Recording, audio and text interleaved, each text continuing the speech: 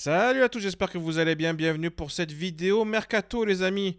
On va parler Mercato parce que oui, et oui, Igor Pechau est suivi et il y a maintenant une offre de l'Olympique de Marseille. Ça a été révélé par l'équipe. On va en parler évidemment dans cette vidéo. On va aussi parler du dossier Raspadori qui pourrait être un dossier, attention, à avoir en plan B. Et puis on va parler aussi du dossier Ablin. Vous allez voir, les prix sont assez délirants. On va parler de plein de choses dans cette vidéo. Mais avant de commencer, évidemment, un gros message de soutien aux pompiers et puis aussi à l'ensemble des Marseillais. Il y a un gros incendie du côté du 16e arrondissement de Marseille. On espère que tout va s'arranger. On espère avoir des bonnes nouvelles assez rapidement, les amis. On va commencer par la Provence. Mes amis de la Provence qui nous ont donné une information ce matin en nous disant que voilà, l'OM ciblait au moins 2 joueurs à droite, un latéral piston et un ailier. Donc en gros, on comprend qu'on cherche un remplaçant à Murillo ou un titulaire et un remplaçant pour le coup à Greenwood. Un milieu, on a parlé de la piste Kiki Fernandez, un avant-centre. Donc on sait on est sur Raspadori qui peut jouer aussi à gauche, attention, il faut aussi le prendre en compte. Le petit Ablin, évidemment aussi. Un défenseur central gaucher. On pense évidemment soit à Ndika, soit à Aguerd. Le dossier Aguerd semble aujourd'hui être le dossier le plus chaud. Il y a, ça je peux vous dire, il y a des gros clubs qui s'intéressent à Naïf Aguerd. Ça va être un dossier compliqué jusqu'au bout, mais l'OM a ses chances. L'OM a ses chances et on espère du côté de l'Olympique de Marseille que c'est la piste qui va aller au bout. Voilà, ça je peux aussi vous dire. Vraiment, on met la priorité des priorités sur le dossier Naïef Aguerd. Donc on va voir comment ça va se passer. Et puis un ailier gauche, et évidemment, ça on va en reparler, avec Igor Pechau. On va juste parler un petit peu du dossier Mathis Ablin. Alors là, vous le voyez, Mathis Ablin au PFC, un transfert loin d'être impossible. Alors, on le sait, le PSC, Paris FC, monte en Ligue 1, veut monter un projet assez intéressant et donc s'intéresse à Mathis Ablin. Pourquoi je vous parle de ce dossier? Enfin, pourquoi je vous parle notamment de cet article? Parce que dans l'article, alors bon, voilà, ça parle du mercato du PFC, donc on s'en fout un peu. Mais par contre, on nous dit Nantes qui tient à son joueur a acheté 10 millions d'euros, bonus compris. Et ça, c'est vrai qu'on a tendance à l'oublier lorsqu'on parle d'Ablin. Il a été acheté 10 millions d'euros par Nantes. Réfléchirez sans doute avec une offre se situant autour des 40 millions d'euros. Voilà un petit peu le prix qui serait demandé, qui serait réclamé par le FC Nantes pour Mathis Ablin. Alors c'est sûr qu'à ce prix-là, Mathis Ablin, ça me paraît très compliqué, évidemment. Donc, affaire à suivre, on va voir si le PFC se positionne dessus. Mais quand Kita a réclamé les 50 millions d'euros, peut-être qu'il n'en sera pas très loin. Ils ont refusé Nantes une offre de Sunderland qui recrute beaucoup en Ligue 1. Ils ont refusé une offre de Sunderland aux alentours de 20-25 millions d'euros. Donc je pense qu'ils attendent minimum les 30, 35, voire 40 millions d'euros. À ce prix-là, est-ce que vous y allez, vous? Moi, personnellement, ça commence à être un prix un peu trop haut, évidemment, 40 millions d'euros pour Ablin. Non, voilà, moi je n'y vais pas. Je dis qu'à la dernière fois plutôt, allez, maximum 30 millions, bonus compris, avec une base plutôt aux alentours des 20. Voilà, moi ce type de deal m'aurait davantage intéressé, mais bon, ça ne semble pas être le cas du côté du FC Nantes. Autre sujet, alors aujourd'hui qui n'est pas rattaché à l'Olympique de Marseille, mais quand même on est obligé d'en parler, c'est Pierre-Emerick Aubameyang qui est maintenant disponible. Ils sont en train de préparer avec son club d'Arabie Saoudite une résiliation de son contrat et il y a plusieurs clubs qui sont en alerte autour de lui. Il y a des clubs un petit peu de partout en Europe. Il veut revenir en Europe, il veut avoir un dernier challenge. La grande question qu'on peut se poser, que j'ai eu notamment beaucoup en commentaire, c'est est-ce que l'Olympique de Marseille aujourd'hui est sur Pierre-Emerick Aubameyang? Aujourd'hui, ce que je peux vous dire, c'est qu'il y a eu une prise de contact autour de Aubameyang. C'est le père de Pierre-Emerick Aubameyang qui gère ses intérêts. Donc il y a eu une prise de renseignement qui est juste logique quand on connaît voilà, ce qu'a fait Aubameyang avec l'Olympique de Marseille. et les bons rapports qu'il y a entre le clan Aubameyang et notamment Mehdi Benassia et Pablo Longoria. Rappelez-vous aussi que Roberto De Zerbi, à la base, voulait absolument garder Aubameyang lorsqu'il est arrivé au club. Ça n'a pas pu se faire. Est-ce qu'aujourd'hui, l'histoire va pouvoir s'écrire à nouveau entre Aubameyang et l'OM?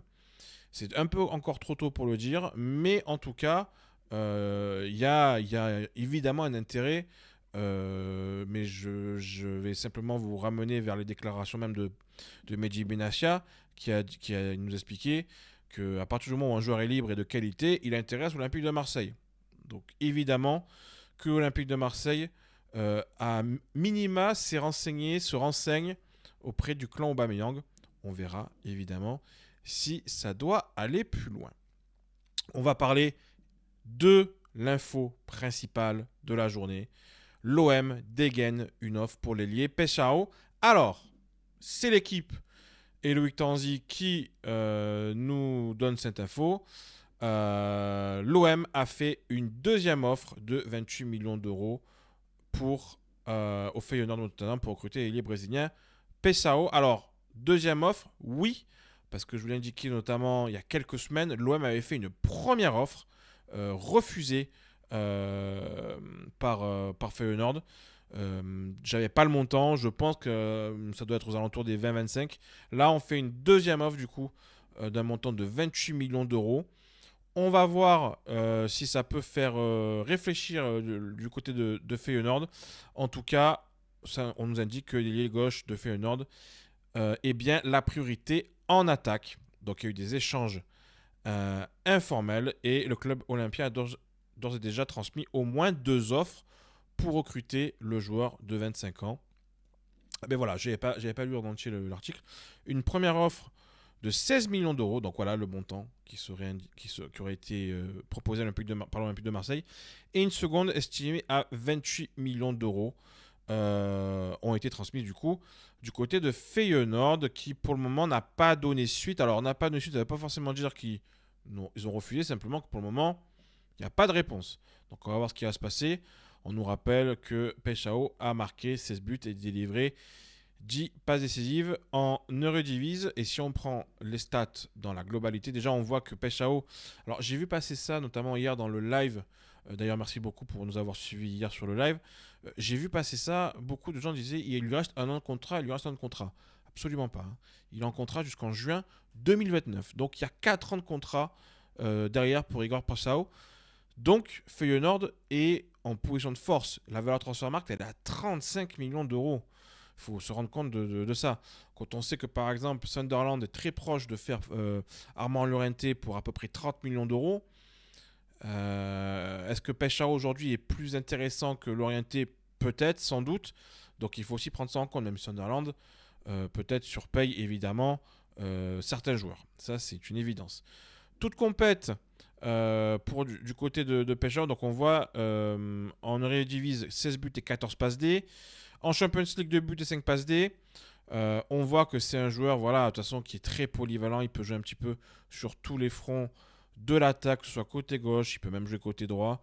Il peut jouer un cran plus bas. Voilà, donc c'est un joueur assez complet. C'est évidemment un ailier gauche de base, 136 matchs pour 41 buts et 28 passes D. Voilà, le dossier Peshao, qu'est-ce qu'on en pense? C'est évidemment le dossier aujourd'hui le plus chaud. Je pense que l'offre de 28 millions d'euros ne sera pas suffisante. La grande question, c'est de savoir est-ce qu'Olympique de Marseille, de 1, a la capacité d'aller plus haut sur ce dossier-là, et de 2, est-ce qu'il en a vraiment envie? Je pense que l'envie est là, parce que là, on est quand même passé donc d'une offre de 16 millions d'euros. Alors, je pense que les 16 millions d'euros, c'est peut-être sans les bonus, hein, parce que pour moi, il y avait des bonus inclus, à une offre de 28 millions d'euros. Et là, l'offre de 28 millions d'euros, d'ailleurs, je pense qu'il y a peut-être des bonus aussi un petit peu dans l'histoire, donc à voir. De toute façon, tout ce qui est chiffres, c'est ce qu'il y a de plus difficile à obtenir et à se faire confirmer.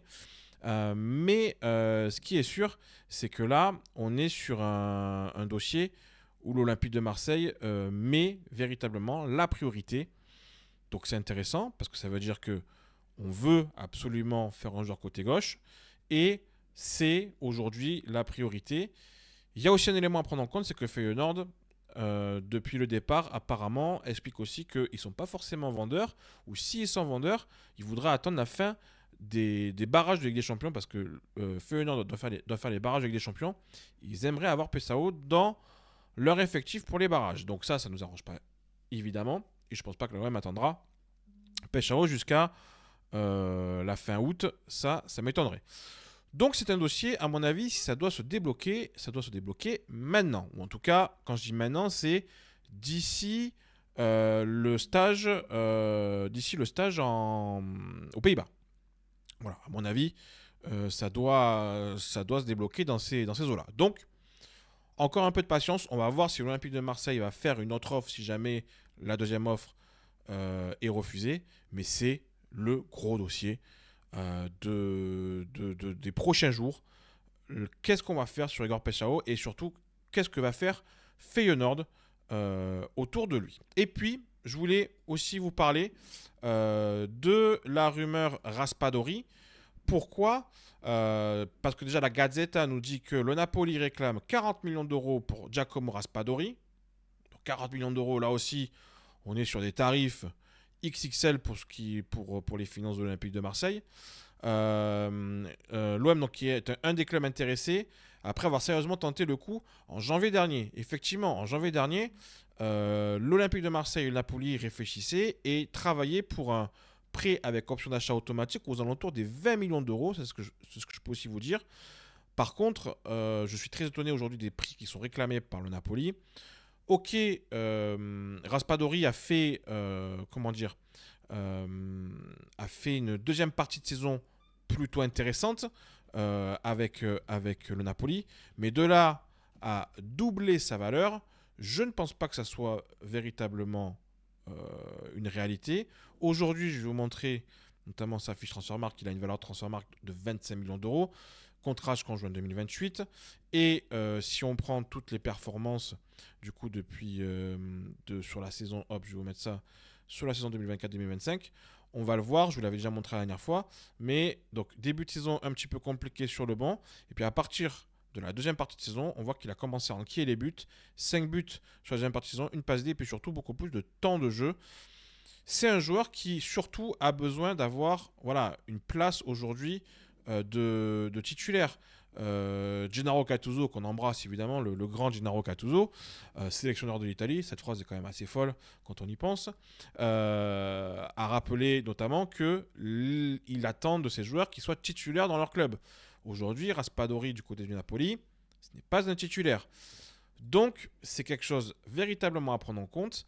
Lui le sait, lui après voudrait sans doute rester en Italie parce qu'il aimerait notamment du côté peut-être de l'Atalanta où ça devrait bouger, mais l'Atalanta, c'est pas forcément dit que le joueur puisse correspondre que le joueur puisse correspondre au style de l'Atalanta et notamment de Juric qui est le nouvel entraîneur de l'Atalanta. Donc tout ça c'est à voir et on va voir un petit peu ce que l'on va faire sur ce dossier.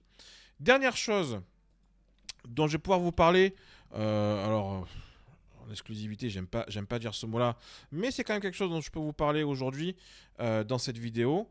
C'est Evan Ferguson. Tiens donc, Evan Ferguson, pourquoi je vous parle de lui ? Il est proposé actuellement par Brighton. Brighton le propose en prêt à différents clubs. La Roma semble très intéressée par le profil. C'est Di Marzio qui en a parlé notamment ce matin pour un prêt. Ce que je peux vous dire, c'est qu'il est proposé aussi à l'Olympique de Marseille.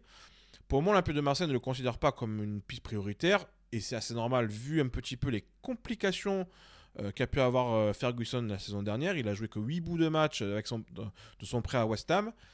Donc il est clairement à court de forme. Clairement, aujourd'hui, même une valeur transfert de 25 millions d'euros, je trouve que c'est très boursouflé pour Evan Ferguson qui reste sur, on va dire, 2 saisons très compliquées. Mais en tout cas, ça pourrait être une solution de secours, Ferguson, comme l'est d'ailleurs Raspadori, parce que là aussi, ce que je pouvais vous dire par rapport à Raspadori, c'est que potentiellement Raspadori, ça pourrait être le plan B si on n'arrive pas à faire Igor Pessao. Je rappelle que Raspadori, du côté de Sassuolo, il était sur un poste d'ailier gauche quand Sassuolo a aligné Scamacca en pointe avec Berardi côté droit et lui avait tendance à être côté gauche. Donc il a cette capacité, Raspadori aussi, d'être sur un côté. Il peut jouer derrière un attaquant qui est Amin Gouiri et il peut jouer aussi en numéro 9 et Amin Gouiri peut être décalé sur un côté gauche. Ça après c'est de l'animation et on verra un petit peu ce que veut faire, Roberto De Zerbi. Mais en tout cas, voilà un petit peu la tendance pour Raspadori. Et pour Ferguson, voilà ce que je pouvais vous dire aussi, c'est qu'il y a aujourd'hui, on nous propose en tout cas Evan Ferguson. Pour le moment, l'Olympique de Marseille n'a pas forcément donné suite à ça, mais ça commence à être une vraie... en tout cas, c'est une possibilité si jamais on n'arrive pas à faire les plans A, les plans B, les plans C. Voilà. C'est à prendre en compte.